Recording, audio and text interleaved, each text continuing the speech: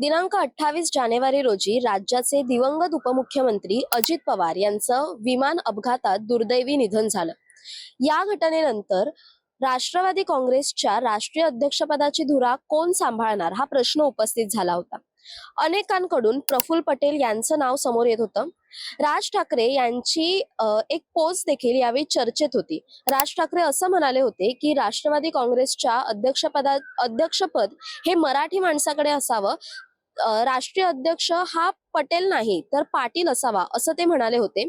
त्यानंतर पियुष गोयल हे असं म्हणालेले की प्रफुल्ल पटेल यांची निवड राष्ट्रवादीच्या राष्ट्रीय अध्यक्षपदासाठी झालेली आहे, पण त्यानंतर त्यांनी त्यांचं विधान बदललं होतं। आता काल सुनेत्रा पवार यांची राष्ट्रवादीच्या राष्ट्रीय अध्यक्षपदी निवड झाली, पण या निवडीपेक्षा जास्त चर्चा रंगली ती त्यामागील गुप्त संवादाची। नेमकं हे प्रकरण काय आहे, हा संवाद नक्की काय झाला जाणून घेऊया। नमस्कार, मी संचारी आकेरकर आणि आपण पाहताय टाइम महाराष्ट्र। राष्ट्रवादी काँग्रेस पक्षाच्या राष्ट्रीय अध्यक्षपदी काल सुनेत्रा पवार यांची निवड झाली। राज्याच्या राजकारणात आता एक मोठी खळबळ उडाली आहे, कारण या निवडीपेक्षा आता जास्त चर्चा होते की ती त्यामागे झालेल्या कुजबुजींची। ही पत्रकार परिषद सुरू होण्यापूर्वीच राष्ट्रवादीच्या बड्या नेत्यांमध्ये जी कुजबूज झाली ती कॅमेऱ्यात कैद झाली आणि याचा व्हिडिओ सोशल मीडियावरती व्हायरल झाला। या व्हायरल व्हिडिओमध्ये स्पष्टपणे दिसतंय की आमदार सरोज अहिर आणि इतर नेते आपापसात चर्चा करतायत आणि यावेळी सरोज अहिर असं म्हणाले की दादा होते तेव्हा माणसांना त्यांच्यापर्यंत पोहोचू दिलं नाही, आता किमान वहिनींजवळ तरी लोकांना जाऊ द्या असं त्यांनी विधान केलं होतं। त्यावर इतर नेत्यांनी त्यांना सावध करत लगेच आपली भूमिका स्पष्ट केली आणि ते म्हणाले की जास्त प्रश्न घेऊ नका, तुमचं बोलणं झालं की लगेच उठा, पत्रकार उलटे सुलटे प्रश्न विचारतील तेव्हा वहिनींची मनस्थिती ठीक नाही असं सांगा आणि उठवा, आणि विशेष म्हणजे माईक चालू आहे, बोलू नका असा इशारा दिल्याचंही यावेळी आपल्याला दिसून आलं। आणि ही पत्रकार परिषद जेव्हा पार पडत होती, राष्ट्रीय अध्यक्षपदी सुनेत्रा पवार यांची निवड झाली होती, परंतु या पत्रकार परिषदेत सुनेत्रा पवार यांना बोलू दिलं नाही हे सुद्धा आपल्या समोर आलं। प्रफुल्ल पटेल आणि खासदार सुनील तटकरे यांनी ही पत्रकार परिषद आटोपती घेतली आणि जे काही मुद्दे होते ते फक्त त्या दोघांनीच मांडले। प्रफुल्ल पटेल आणि सुनील तटकरे यांनी त्यांना पत्रकारांच्या प्रश्नांना सामोरं जाऊ न देता तातडीने तिथून निघून जाण्यास सांगितलं आणि सुनेत्रा पवार गेल्यानंतर पुन्हा ते नेते तिथे येऊन बसले। यावरून पत्रकारांच्या प्रश्नांची भीती नेत्यांना नक्की कशामुळे वाटत होती अशा चर्चा आता राजकीय वर्तुळात रंगल्यात। या प्रकरणावरती काही राष्ट्रवादीच्या किंवा इतर काही नेत्यांच्या प्रतिक्रिया काय आहेत ते आपण जाणून घेऊया। जे कोणी ते नेते असतील त्यांच्याबद्दल जास्त मी काय बोलणार नाही आणि माझा वेळ घालवणार नाही, पण बारामतीला FIR करायचा असेल तर मी पहिल्यांदाच FIR करण्यासाठी बारामतीला गेलो असतो, पण बारामतीला जायची वेळ येऊ नये म्हणून 0 FIR चा वापर करून, त्या संधीचा वापर करून, नाही तर ते जे काय प्रोव्हिजन आहे त्याचा वापर करून मी मुंबईमध्ये तिथे FIR करण्यासाठी गेलो होतो। तिथं तो नाकारला आणि मग दादांना न्याय द्यायचं म्हणून दुसऱ्या दिवशी मी बारामतीला तिथं गेलो।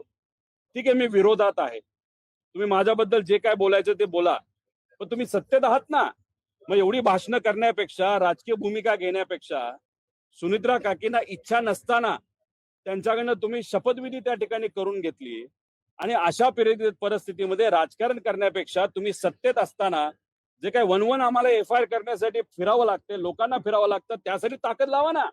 तिथं मात्र त्या ठिकाणी तुम्ही भूमिका घेणार नाही, पण नको त्या ठिकाणी तुम्ही भूमिका घेत असताल। त्यामुळे लोकांनाही कळलेलं ते 4 जे लोक कोण आहेत आणि त्यांना काय पडले, तर फक्त राजकारण पडले, बाकी दुसरं काहीही पडलेलं नाही। एक तर त्या सगळे भाषण कुठं ऐकले नाहीत, काकींचं भाषण मी ऐकलं, भाषण ते चांगलं होतं, त्यातून संदेश त्यांनी त्या ठिकाणी चांगला दिला। त्याच्या व्यतिरिक्त जे बाकीचे बोलले त्यांचं भाषण पूर्वी ऐकण्यासारखं नव्हतं आणि आजही ऐकण्यासारखं नाही, त्यात कंटेंटच नसतो, त्यात महत्वाचे मुद्दे सुद्धा त्या ठिकाणी नसतात। त्यामुळे मी काय त्यांचं भाषण ऐकलं नाही। नंतर काय घडलं हे मला तरी त्या ठिकाणी माहित नाही, पण एक आहे की सुनेत्रा काकी या सक्षम महिला आहेत, पवार परिवाराच्या एक घटक आहेत आणि मग त्याच्यात त्या प्रेस कॉन्फरन्सेसला सुद्धा समोर जाऊ शकतात, त्यांना वाटेल ते त्या ठिकाणी बोलू शकतात। जर कोणाला वाटत असेल की सुनेत्रा काकींना आपण कंट्रोल करू शकतो, दादांना कंट्रोल करता येत नव्हतं पण काकींना करता येईल, तर ते भ्रमात आहेत। थोड्या दिवसानंतर नक्कीच कळेल की ताकद काय असते आणि एक नेता कशा पद्धतीने पार्टी तिथं चालवत असतो. त्यामुळे ह्या 4 जे कुठले नेते आहेत त्यांनी थोडंसं सांभाळून राहावा, सांभाळून वागा, एवढंच या ठिकाणी सांगतो. कारण ती पत्रकार परिषद आणि ती निवड ही पक्षाच्या त्यांच्या प्रमुखांची होती. राष्ट्रीय अध्यक्ष म्हणून त्यांची निवड झाली. आम्ही शुभेच्छा दिलेल्या आहे. अजितदादांचं स्वप्न पूर्ण करण्यासाठी त्यांना त्याप्रमाणे पक्षाचे सहकार्य होईल अशी अपेक्षा आहे.